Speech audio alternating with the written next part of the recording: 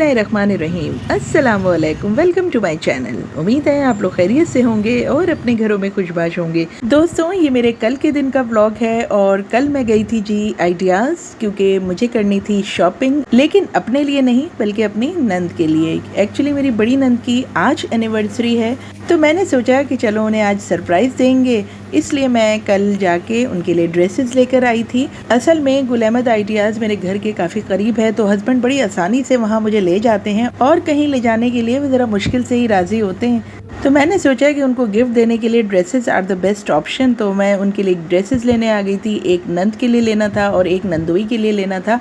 इसका फैब्रिक बहुत अच्छा होता है एक्चुअली, इसलिए मैंने सोचा था कि मैं यहाँ से लूँगी।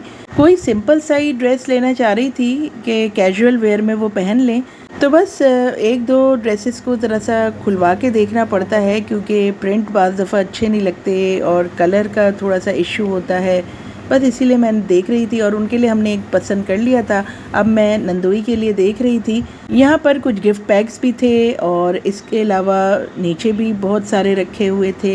उनमें से मुझे एक बहुत ही अच्छा फैब्रिक लगा और थोड़ा सा सेल्फ डिज़ाइन वाला फैब्रिक था जेंट्स में, वो मैंने ले लिया था उनके लिए। कलर भी बहुत खूबसूरत था। यहाँ मैं अपने लिए देख रही थी कुछ स्टिच कलेक्शन के क्या आई हुई है नई, तो जो मुझे समझ में आ रहा था उसमें मेरा साइज़ नहीं था। एक तो मैं पहले भी जिक्र कर चुकी हूँ, इनके साथ एक मेन मसला ये होता है कि 3 पीस सूट बहुत ही कम होते हैं इनके पास। 3 पीस ड्रेसेस 2 पीस या 1 पीस होते हैं बस ज़्यादातर, जो मुझे इतना मज़ा नहीं आता पहनने में। दुपट्टा अच्छा ना हो या उसके साथ ट्राउज़र ना हो तो फिर ऐसे ड्रेसेस इनकम्प्लीट रहते हैं और फिर मज़ा ही नहीं आता उनको पहनने में भी। काफ़ी देर मैंने यहाँ पर देखे अपने लिए कुछ ड्रेसेस, मैंने कहा चलो 2 पीस ही ले लूँगी, लेकिन नहीं मिला और फिर हम वापस आ गए घर। तो जी हम घर आ गए थे और घर आने के बाद मैं अब आपको दिखाती हूँ मैंने क्या लिया है। नंद के लिए मैंने थोड़ा पिंकिश सा पीच से कलर का ड्रेस लिया है। बहुत ही ब्यूटीफुल कलर है और अच्छा भी लग रहा था, प्रिंट भी बहुत डिफरेंट सा था, तो बस ये मैंने ले लिया था। आई होप उनको पसंद आ जाए। और नंदोई के लिए तो बहुत ही खूबसूरत कलर का ड्रेस था और उसका फैब्रिक मुझे बहुत पसंद आया था जो हमने नंदोई के लिए लिया था। ये देखें जी, इसका फैब्रिक बहुत अच्छा था, सेल्फ डिज़ाइन का फैब्रिक था, प्लेन नहीं था, तो इसलिए भी मुझे बहुत अच्छा लगा। तो बस जी ड्रेसेस तो हो गए थे और इसके बाद जी लग गई थी मैं डिनर की तैयारी में, क्योंकि मैंने आज सुबह से मैं बहुत ही बिजी रही थी घर में भी। सुबह आंटी आ गई थी तो उनके साथ बैठी रही। इसके बाद मेरी सर में भी दर्द हो रहा था कुछ, तो इसलिए भी मैंने कुछ नहीं पकाया था। अब घर आके जिस तेज़ी से मैंने काम किया है वो मैं ही जानती हूँ। 1 घंटे में मैंने पूरा खाना तैयार किया। सब्ज़ी रखी थी मैंने वही बना ली थी और इसके बाद मैंने साथ ही उसके साथ हरे मसाले के दही बड़े भी बना लिए थे और इसके बाद अब मैंने रोटी बना के रख रही थी। हस्बैंड जो हैं वो जिम चले गए थे, इसके बाद नमाज़ पढ़ने चले गए थे और जैसे ही वो नमाज़ पढ़ के आए मेरा खाना बिल्कुल डन था और रेडी था। ये देखें जी, मैंने रोटी भी बना ली थी, सब्ज़ी भी मेरी ऑलमोस्ट डन थी और साथ ही मैंने दही बड़े भी रेडी कर लिए थे। अब दही में मैंने डाला था हरा मसाला, पुदीना, हरी मिर्च और थोड़ा सा ज़ीरा पीस के रखा हुआ था। हरा मसाला डालने के बाद थोड़ा सा नमक डाला और ये मज़ेदार से हरे मसाले के दही बड़े बिल्कुल रेडी हो गए। ये मेरी सास बहुत बनाती थी और अच्छे लगते थे सब्ज़ी के साथ, इसलिए मेरा भी दिल चाह रहा था आज, तो मैंने जल्दी से ये दही बड़े रेडी कर लिए थे। ये दही बड़े बहुत ही मज़े के लगते हैं, लेकिन मेरी सास जो थी वो थोड़ा सा ज़ीरे का बघार भी डालती थी इसके ऊपर, तो और टेस्टी लगते थे। तो बस ये बड़ी तेज़ी से काम करते हुए 1 घंटे के अंदर अंदर मैंने अपना खाना रेडी कर लिया था। सब चीज़ें तैयार थी, सब्ज़ी भी मेरी ऑलमोस्ट रेडी होने वाली थी। आखिर में बस ये हरा धनिया डालना है। बस ये बर्तन भी धो के वॉश बेसिन क्लीन कर लिया था और ये खाना मैं सर्व कर चुकी हूँ। हस्बैंड आ चुके थे।